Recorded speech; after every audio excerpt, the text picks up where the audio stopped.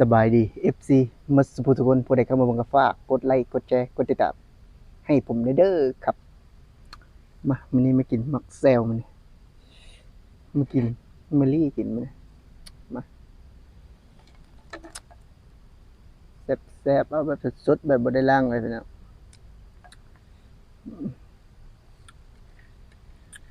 ตุ้ยใส่แจ่วแซ่บ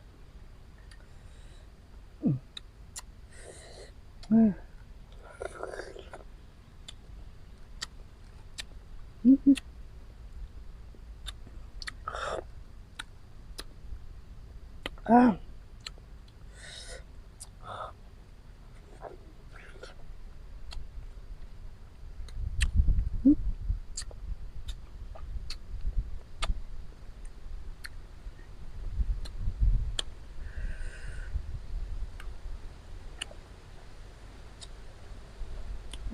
คักขนาด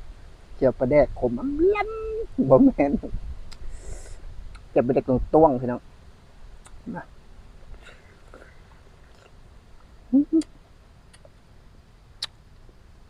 กินสดๆเลยนะ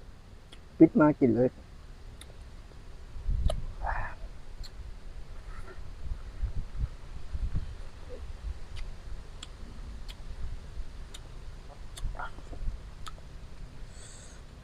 เสียงลมอยู่ป่าอย่างเลย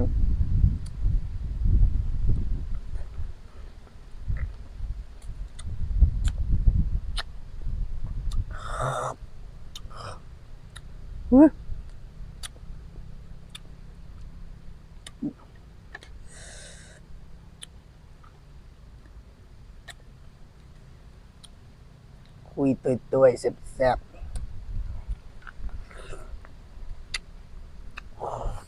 เฮ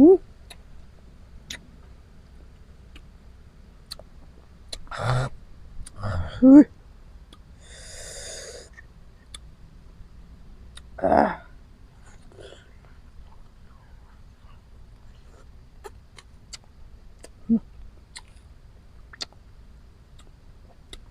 สำหรับประเด็นนะครับมึง